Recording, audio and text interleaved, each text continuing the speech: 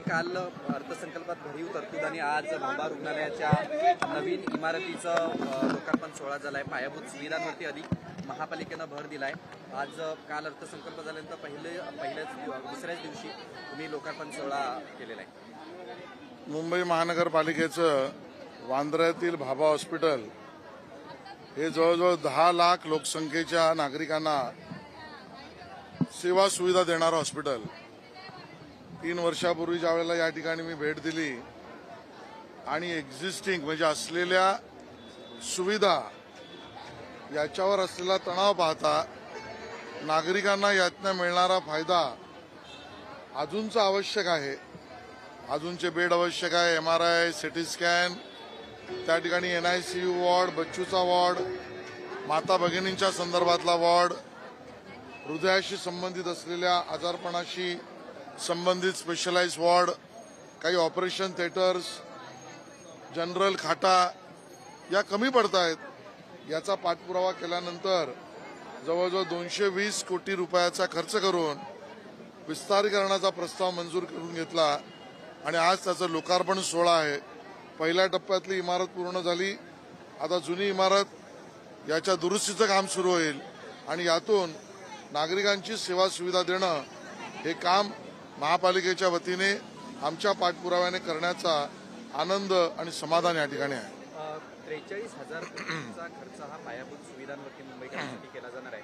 त्यालाच धरून आता विरोधक मनसे असेल, ठाकरे गट असेल हे टीका करू लागले की पैसे कसे येणार आणि पैसे खर्च नक्की होणार आहेत का, असा त्यांनी सवाल उपस्थित केला आहे। प्रश्न नक्की उपस्थित केले पाहिजे। लोकशाहीमध्ये प्रत्येक उपस्थित केलेला प्रश्न हा जनहिताचा असला पाहिजे आणि त्यामुळे महानगरपालिकेला सुद्धा याचं उत्तर द्यावं लागेल। आमचा त्या ठिकाणी आग्रह आहे की 43,000 कोटीचा संपूर्ण 100% खर्च कंत्राटदार पूरक नाही, नागरिक जनता पूरक या पद्धतीने खर्च झाला पाहिजे आणि त्यासाठी येत्या आठवड्यात आम्ही सक्रिय सकारात्मकतेने भारतीय जनता पार्टी मुंबईचं डेलिगेशन त्याचा संपूर्ण आठवडाभर अभ्यास करून पुढच्या आठवड्यात आम्ही आयुक्तांना आमच्या वतीने निवेदन देणार आहोत की 43,000 कोटी पायाभूत सुविधांवर कंत्राटदार पूरक नाही, जनहितार्थ पूरक करण्याच्या बाबतीतल्या सूचनांचं आम्ही त्या ठिकाणी निवेदन देणार आहोत। आम्हाला हे पैसे जनतेसाठी वापरले पाहिजेत असं वाटतंय, ही आमची भूमिका आहे। शंका आणि त्याच्यानंतर लघुशंका ही त्यांची भूमिका आहे। सरकारी रेव्हेन्यू मिनिस्टर आणि भाजपचे प्रदेशाध्यक्ष चंद्रशेखर बावनकुळे सर पुढच्या भेटीला आले होते, नेमक्या भेटीमागचं कारण भेटीला आले वगैरे असं काय ना, आम्ही दोघेही पक्षाचे कार्यकर्ते आहोत। ते माझ्यापेक्षा वरिष्ठ आहेत, ते प्रदेशाध्यक्ष आहेत। आज आमचं काही संघटनात्मक विषयांबद्दल भेट आवश्यक होती। येऊ घातलेल्या नगरपालिका, महानगरपालिका आणि मुंबईची महानगरपालिका या विषयावर सुद्धा चर्चा अपेक्षित होती। भेट तेवढा पुरतीच आहे। सर, काल खडसे यांनी मुख्यमंत्री यांची भेट घेतलेली आहे आणि त्या दोघांमध्ये चर्चा झाली। पुढे खडसे परत येण्याच्या चर्चेमागे कारण भारतीय जनता पार्टी पक्षप्रवेश आणि भारतीय जनता पक्षात खडसेजींचा प्रवेश या बाबतीचा निर्णय अंतिमतः माननीय मुख्यमंत्री देवेंद्रजी आणि प्रदेशाध्यक्ष बावनकुळेजी घेतील आणि तेच त्याच्यावर भाष्य करू शकतील। तुमचे सहकारी मंत्री धनंजय मुंडे यांच्या बाबतीत आता केंद्रानं दखल घेतलेली आहे, त्यांच्या आरोपांची राळ होते। दुसरीकडे केंद्र सरकारचे पीक विमा घोटाळा आहे, त्याच्यामध्ये केंद्राकडून चौकशी केली जाईल अशा पद्धतीची स्थिती निर्माण झाली। थेट केंद्रानं आता लक्ष घातलं या प्रकरणात, तुम्ही कसं बघताय?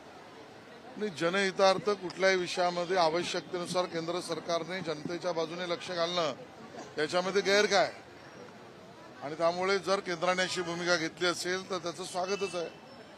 राहता धनंजय मुंडे यांच्या विषयातला निर्णय माननीय मुख्यमंत्री देवेंद्रजींनी स्पष्टच केलाय की याचा अंतिम अधिकार आणि अंतिम निर्णय हे त्यांच्या पक्षाचे नेते माननीय अजितदादा पवार यांच्याच अखत्यारीत आहे। शिवभोजनथाली बंद होणार आहे अशी चर्चा आहे आणि त्यावरती छगन भुजबळ यांनी मुख्यमंत्री यांना पत्र देखील लिहिलेलं आहे आणि त्यांनी सांगितले ही पूर्वरत चालू ठेवण्यासाठी।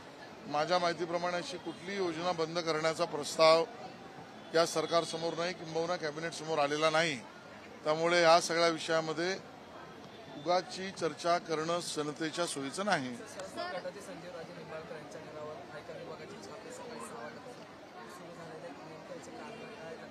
याच्यावर मी भाष्य काय करणार. मला वाटतं ज्या इन्व्हेस्टिगेटिंग एजन्सी आहेत त्या आपलं काम करत असतील आणि त्या कामाबद्दल ज्यांना आक्षेप असेल ते लोकशाही मूल्यामध्ये राहून त्याचा आक्षेप पण नोंदवू शकतील. मुख्यमंत्री फडणवीस वर्षा बंगल्यावर जात नाहीत राहिला त्याच्यावर खूप अंधश्रद्धावादी वक्तव्यांची समर्थन पाहायला मिळत आहे. असं पद्धतीचं सगळं वक्तव्य मला वाटतं ज्यांच्या मेंदूमध्ये रेडा घुसलाय ते रेड्याची भाषा करतात आणि म्हणून संजय राऊत यांच्या मेंदूचं परिरक्षण या नवीन इमारतीतील भाभा हॉस्पिटलमध्ये डॉक्टरांना शक्य असेल तर डॉक्टरांनी करावं. तो रेडा आहे का येडा रेडा आहे काय आहे याची एकदा स्पष्टता येऊ दे. अशा पद्धतीची बेजबाबदार विधानं करणं एका कुठल्याही पक्षाच्या नेत्याने हे योग्य नाही. जनतेमध्ये भ्रम पसरवणं हे त्यातूनही चूक आहे एवढंच मी म्हणेन. सर हिंदी में जानना चाहेंगे, आज हॉस्पिटल का इनॉग्रेशन किया, क्या कुछ कहना चाहेंगे? आज भाभा हॉस्पिटल बांद्रा ये करीब करीब 10 लाख नागरिकों की सेवा में यहाँ पर सालों से काम कर रहा है. उसके एक्सटेंशन विस्तारीकरण की आवश्यकता थी क्योंकि जो सेवा सुविधा आरोग्य व्यवस्था यहाँ पर है उसके ऊपर बहुत तनाव था और इसके कारण नई व्यवस्था, नई टेक्नोलॉजी, नए बेड्स का निर्माण, नए वार्ड्स का निर्माण, NICU, बच्चों का वार्ड, माता भगिनियों के लिए आवश्यक ward, MRI, CT scan, heart से रिलेटेड वार्ड, ये सब की जरूरत थी. उसका लगातार फॉलोअप 2-2.5 साल से हमने किया. मुंबई महानगर पालिका के तरफ से 220 करोड़ रुपए का खर्चा पूरा करके एक नई बिल्डिंग अभी लोकार्पण हुई है, जनता के सेवा में आई है. पुराने बिल्डिंग का रिपेयरिंग भी अभी शुरू होगा और नए से 490 से भी ज्यादा वार्ड जनहितार्थ मिलेंगे. ऐसा काम करने का समाधान हम सबको मिला है. दिल्ली का चुनाव है, आज वोटिंग हो रही है, किस तरह से देखते हैं? क्या देखिए, जब खुद का जीत शंकित होती है और पराभव दिखता है तब ईवीएम पर, कभी वोटिंग लिस्ट पर, कभी वोटिंग की व्यवस्था निर्माण करने वाले अधिकारियों पर शंका जताई जाती है और जब खुद जीतते हैं तब ये लोकशाही का विजय होता है. ऐसी दोगली भूमिका रखने वाले अरविंद केजरीवाल है, उनका पराभव निश्चित है, इतना मैं कह सकता हूँ. मैंने कल ही उसका जवाब दिया है. राहुल गांधी जी को जरूरत थी आत्मचिंतन की, लेकिन वो कर रहे आत्म पराभव का प्रदर्शन और खुद के पराभव का प्रदर्शन करना ये राहुल गांधी जी कर रहे हैं. देश की सभी व्यवस्थाओं पर सवालिया निशान खड़ा करो. Income tax, CBI, ED, police, court, supreme court, education institutes, election institutes, SEBI, BSc, सभी. ऐसा अर्बन नक्सलेट्स का जो एजेंडा है उसके प्रवक्ता राहुल गांधी जी क्यों बन रहे हैं, हमारा सवाल दूसरा है. और तीसरी बात, अगर 7 लाख 6 लाख जो भी वो नए से बोल रहे हैं वो लोग लोकसभा के चुनाव में महाराष्ट्र में नहीं थे तब आप जीते, इसका मतलब क्या है राहुल गांधी ये तो बताएं. जब मतदाता अपना नाम दर्ज करता है और वोट भी करता है उसके ऊपर सवाल या निशान खड़ा करना ये नेता का लक्षण कैसे हो सकता है, इसका भी उत्तर राहुल गांधी दे. मुख्यमंत्री देवेंद्र फडणवीस यांची भेट घेतली त्यानंतर चर्चांना उधाण आलं आहे की भुजबळ आगामी दिवसात ते असं म्हणतात की मला जिथे आवडतं आणि ज्यांना मदत लागते तिथे मी जाऊन भेट घेतो. माझ्या माहितीप्रमाणे भुजबळ साहेब हे वरिष्ठ नेते आहेत, राज्यातले आमदारही आहेत. वरिष्ठ आमदार, माजी मंत्री मुख्यमंत्री महोदयांना भेटले तर त्यात राजकारण बघण्यासारखं काय. आणि मुख्यमंत्री जर सगळ्याच प्रमुख नेत्यांना भेटत असतील तर ते स्वागतार्ह आहे. सरसकट आमच्या महायुतीमध्ये एकमेकाच्या पक्षातली लोक एकमेकात घेणं या बाबतीमधले काही संकेत आहेत, काही मर्यादा आहेत, ते आम्ही पाळणारे लोक आहोत. दिल्लीमध्ये निवडणूक सुरू आहे आणि आज पंतप्रधान नरेंद्र मोदी यांनी शाही स्नान देखील केले आणि त्यानंतर ते दिल्लीमध्ये जाणार, पण कुठेतरी अरविंद केजरीवाल हे देखील ईव्हीएमवरती सारखे प्रश्न उपस्थित करत आहेत. अरविंद केजरीवाल यांचा पराभव त्यांच्या डोळ्यासमोर स्पष्ट दिसतोय. म्हणून कधी ईव्हीएम, कधी वोटिंग लिस्ट, मग कधी इलेक्शन कमिशन, कधी अधिकारी यांच्यावर ते शंका उपस्थित करतायत.